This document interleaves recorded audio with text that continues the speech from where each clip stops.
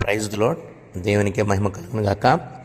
ప్రియమైనటువంటి వారలారా, దేవుని యొక్క బిడ్డలారా, మీ అందరికీ మన ప్రభువును ప్రియ రక్షకుడైన యేసుక్రీస్తు నామంలో వందనాలు. ఆరిన మనిషి మారాలి, మారకపోతే మార్పు లేని దేవుడు మంచి ఈవులు ఎలా ఇస్తాడు? పైకి రావాలన్నా, పరలోకం పోవాలన్నా మారక తప్పదు. ఎందుకు అసలు మారాలి?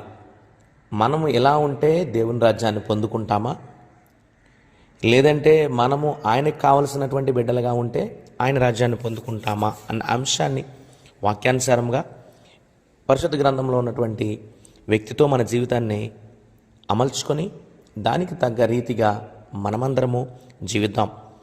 మొదటిగా చూసుకున్నట్లయితే ఆదికాండ గ్రంథము 32వ అధ్యాయము 26వ వచనములో యాకోబు గురించి చెప్పబడుతున్న రీతిగా యాకోబు తన జీవితంలో తన ప్రార్థన మొదటిగా ప్రార్థన మారింది. యాకోబు అక్కడ చూసినట్లయితే ఆదికాండ గ్రంథం 32:26లో చూసుకున్నట్లయితే తను దేవుని యొక్క పాదాలు విడిచిపెట్టేవాడిగా లేడు. తన ప్రార్థనా జీవితాన్ని మార్చుకున్నాడు. తను ఇప్పటి వరకు ప్రార్థించేది వేరు, ఇప్పటి నుండి ప్రార్థించడం వేరు. తనతో తన యొక్క భార్య బిడ్డలు ఎవరు లేరు, కానీ తనకి ముందున్నటువంటి ఆపదను చూసి దేవుడే సహాయకుడు, ఆయన మాత్రమే నన్ను రక్షించువాడని చెప్పి తెలుసుకున్నటువంటి యాకోబు తన ప్రార్థన అనుభవాన్ని మార్చాడు.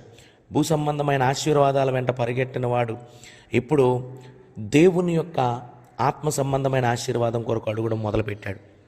అదేవిధంగా చూసుకున్నట్లయితే రెండవదిగా యాకోబు పేరు మారింది.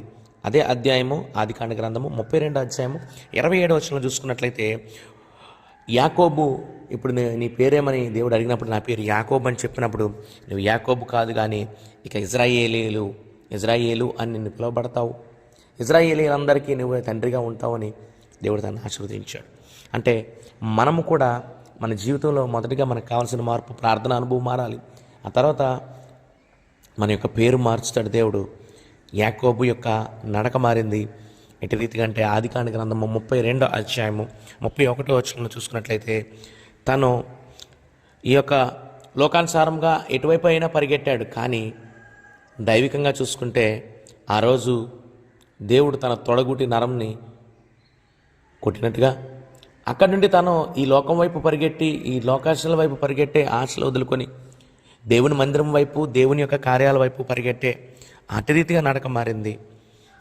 ఆ తర్వాత చూసుకున్నట్లయితే యాకోబు మనసు మారింది. ఆదికాండ గ్రంథము 33వ అధ్యాయము 3వ వచనంలో ఉంటుంది.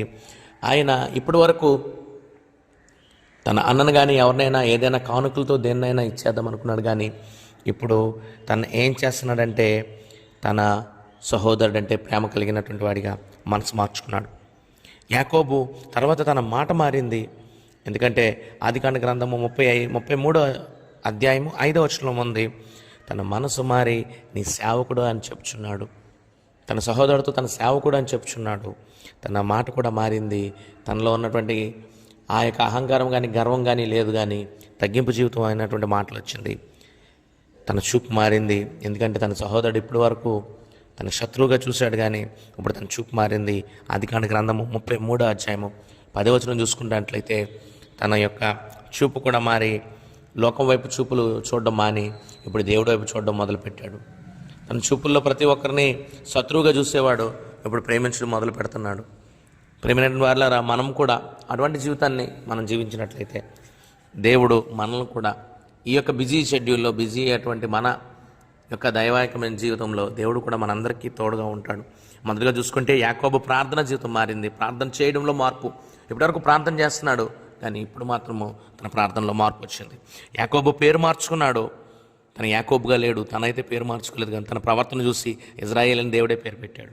యాకోబు నడక మారింది, యాకోబు మనసు మారింది, యాకోబు మాట మారింది, యాకోబు చూపు మారింది. అటు రీతిగా మనం కూడా దేవుడి వైపు ఉంటే దేవుడు కూడా మనలందరినీ అటు రీతిగా దీవిస్తాడు. దేవుడి మాటలు దీవించును గాక. ఆమేన్.